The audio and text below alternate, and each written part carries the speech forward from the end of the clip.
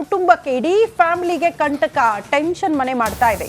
ಅಪ್ಪ ಮಗನ ಬಳಿಕ ಈಗ ಭವಾನಿ ರೇವಣ್ಣ ಅವ್ರಿಗೂ ಕೂಡ SIT ಅಧಿಕಾರಿಗಳು ನೋಟಿಸ್ ಕೊಟ್ಟಿದ್ದಾರೆ. ಕಿಡ್ನಾಪ್ ಪ್ರಕರಣಕ್ಕೆ ಸಂಬಂಧಪಟ್ಟಂತೆ ಈಗ ಆಲ್ರೆಡಿ ಅವರ ಸಂಬಂಧಿ ಆರೋಪಿಯಾಗಿರುವಂತಹ ಸತೀಶ್ ಬಾಬು ಬಂಧನ ಕೂಡ ಆಗಿದೆ. ಈ ಪ್ರಕರಣದಲ್ಲಿ ಮಗನೇ ಬಂದು ನನ್ನ ತಾಯಿ ಕಾಣೆಯಾಗಿದ್ದಾರೆ, ಅವರು ಕೂಡ ಲೈಂಗಿಕ ದೌರ್ಜನ್ಯಕ್ಕೆ ಒಳಗಾಗಿದ್ದಾರೆ, ಬಟ್ 2 ದಿನದಿಂದ ಅವರು ಕಾಣೆಯಾಗಿದ್ದಾರೆ ಅಂತ ಕಂಪ್ಲೇಂಟ್ ಕೊಡ್ತಾರೆ. ಅದಕ್ಕೆ ಕಾರಣ HD ರೇವಣ್ಣ ಮತ್ತು ಭವಾನಿ ರೇವಣ್ಣ ಅನ್ನೋದನ್ನ ಕೂಡ ದೂರಿನಲ್ಲಿ ಉಲ್ಲೇಖ ಮಾಡಿದ್ದಾರೆ. ಹಾಗಾಗಿ ಇದು ಕಿಡ್ನಾಪ್ ಕೇಸ್. ಈ ಕಿಡ್ನಾಪ್ ಕೇಸ್ಗೆ ಸಂಬಂಧಪಟ್ಟಂತೆ ಈಗ ಸತೀಶ್ ಬಾಬು ಬಂಧನ ಆಗಿದ್ರೆ ಭವಾನಿ ರೇವಣ್ಣ ಅವ್ರಿಗೂ ಕೂಡ ನೋಟಿಸ್ ಇಶ್ಯೂ ಆಗಿದೆ SIT ಅಧಿಕಾರಿಗಳಿಂದ.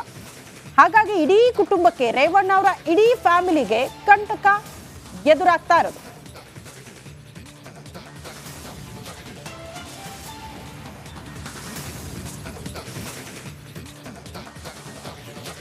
ಆ ಒಂದು ಪೆನ್ ಡ್ರೈವ್ ರೇವಣ್ಣ ಕುಟುಂಬದ ಮರ್ಯಾದೆಯನ್ನ 3 ಕಾಸಿಗೆ ಹರಾಜು ಹಾಕಿದೆ.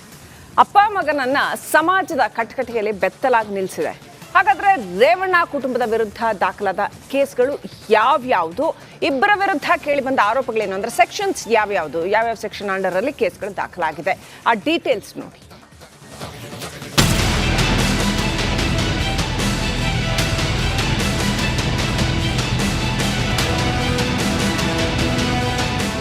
ಅವರು ದೊಡ್ಡಗೌಡ್ರು, ರಾಜ್ಯದಿಂದ ಪ್ರಧಾನಿ ಗದ್ದುಗೆ ಏರಿದ ಏಕೈಕ ನಾಯಕ. ಕರುನಾಡಲ್ಲಿ ದೊಡ್ಡಗೌಡ್ರನ್ನ ಕಂಡ್ರೆ ಜನ ತಲೆಬಾಗ್ತಾರೆ, ಗೌರವಿಸ್ತಾರೆ. ದುರಂತ ಅಂದ್ರೆ ಇಂಥ ದೊಡ್ಡಗೌಡರ ಕುಟುಂಬದ ಮರ್ಯಾದೆಯನ್ನ ಅವರ ಪುತ್ರ ಹಾಗೂ ಮೊಮ್ಮಗ ಇವತ್ತು ಬೀದಿಗೆ ತಂದು ನಿಲ್ಲಿಸ್ಬಿಟ್ಟಿದ್ದಾರೆ. ರೇವಣ್ಣ ಕುಟುಂಬಕ್ಕೆ ಸಂಕಷ್ಟ ಕಟ್ಟಿಟ್ಟ ಬುತ್ತಿ. ರೇವಣ್ಣ ಕುಟುಂಬ ನಡಿ ಈಗ ಶುರು ಮಾಡೋಣ. ಕೇಸರಿಯಿಂದ ಮನೋಲ್ಲಾಸ ಮನಸ್ಸು ಮತ್ತೇರಿ ಕುಣಿದಾಡಿದೆ ನೋಡು, ಮನಸ್ಸು ಮತ್ತೇರಿ ಕುಣಿದಾಡಿದೆ ನೋಡು.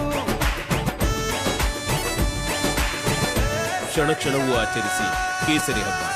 ವಿಮಲ್ ಬಾಯಲ್ಲಿ ಹೇಳಿ ಕೇಸರಿ ವಿರುದ್ಧ 3 ಕೇಸ್. ನಿಜ, ರೇವಣ್ಣ ಕುಟುಂಬದ ವಿರುದ್ಧ ದಾಖಲಾಗಿರೋದು ಒಂದಲ್ಲ ಎರಡಲ್ಲ, ಬರೋಬ್ಬರಿ 3 ಕೇಸ್. ಅಷ್ಟಕ್ಕೂ ಆ ಕೇಸ್ಗಳು ಯಾವುವು ಅಂತಾನೆ ತೋರಿಸ್ತೀವಿ ನೋಡಿ. ಏಪ್ರಿಲ್ 28ರಂದು ರೇವಣ್ಣ ಕುಟುಂಬದ ವಿರುದ್ಧ ಹಾಸನದ ಹೊಳೆನರಸೀಪುರ ಪೊಲೀಸ್ ಠಾಣೆಯಲ್ಲಿ ಮೊದಲ ಕೇಸ್ ದಾಖಲಾಯಿತು.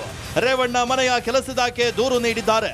ಭವಾನಿ ಇಲ್ಲದಿದ್ದಾಗ ರೇವಣ್ಣ ಲೈಂಗಿಕ ದೌರ್ಜನ್ಯವನ್ನ ಎಸಗಿದ್ರು. ಪುತ್ರ ಪ್ರಜ್ವಲ್ ನಾನು ಅಡಿಗೆ ಮನೆಯಲ್ಲಿದ್ದಾಗ ನನ್ನ ಮೈ ಕೈ ಮುಟ್ಟಿ ಹೊಟ್ಟೆಯನ್ನ ಚಿವುಡ್ತಿದ್ರು ಅಂತ ಆರೋಪಿಸಿದ್ದಾರೆ.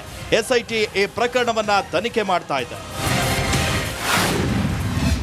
ಇನ್ನು ಮೇ 1ರಂದು ಬೆಂಗಳೂರಿನ CID ಸೈಬರ್ ಠಾಣೆಯಲ್ಲಿ ಪ್ರಜ್ವಲ್ ರೇವಣ್ಣ ವಿರುದ್ಧ 2ನೇ ಕೇಸ್ ದಾಖಲಾಗಿದೆ.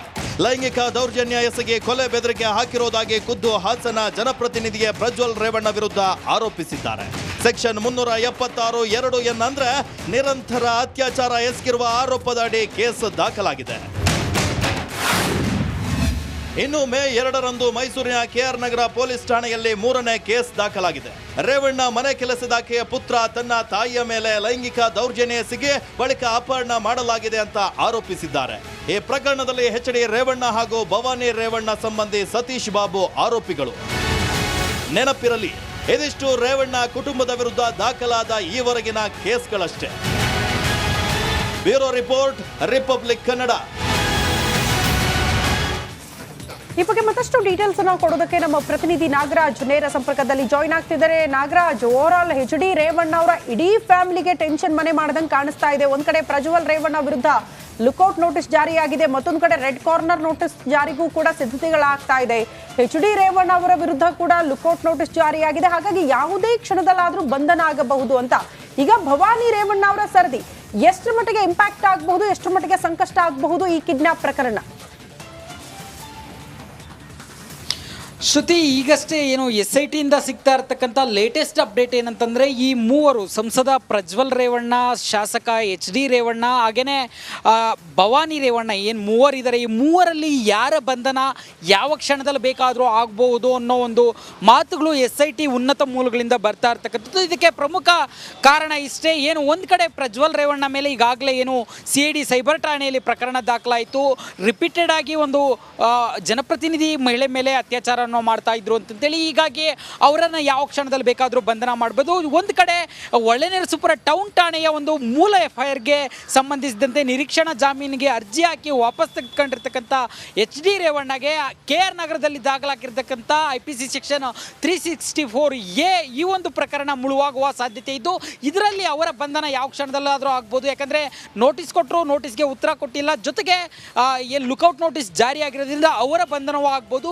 ಇತ್ತ ಕಡೆ ಏನು ಭವಾನಿ ರೇವಣ್ಣಗೆ ಇವತ್ತು ವಿಚಾರಣೆಗೆ ಬರಲಿಕ್ಕೆ ನೋಟಿಸ್ ಕೊಟ್ಟಿದ್ದಾರೆ, ಅವರು ಇವತ್ತು ಬರೋದು ಸಾಧ್ಯತೆ ಬಹುತೇಕ ಡೌಟ್ ಆಗೋಕ್ಕೆ ಇನ್ನೂ ಒಳನರಸೀಪುರದಲ್ಲೇ ಇದ್ದಾರೆ ಅನ್ನೋ ಮಾಹಿತಿಗಳು ಲಭ್ಯ ಆಗ್ತಾ ಇರ್ತಕ್ಕಂಥದ್ದು ಒಂದು ಕಡೆ. ಆದರೆ ಈ ಒಂದು ಕಿಡ್ನಾಪ್ ಕೇಸಲ್ಲಿ ಕಿಡ್ನಾಪ್ ಆಗಿರ್ತಕ್ಕಂಥ ಮಹಿಳೆಯ ಸುಳುವು ಸುಮಾರು 50ಕ್ಕೂ ಹೆಚ್ಚು ಕಡೆ SIT ಅಧಿಕಾರಿಗಳು ಹುಡುಕಾಟ ನಡೆಸಿದ್ರು, ಇದುವರೆಗೂ ಆಕೆ ಮಾಹಿತಿ ಸಿಗ್ತಾ ಇಲ್ಲ.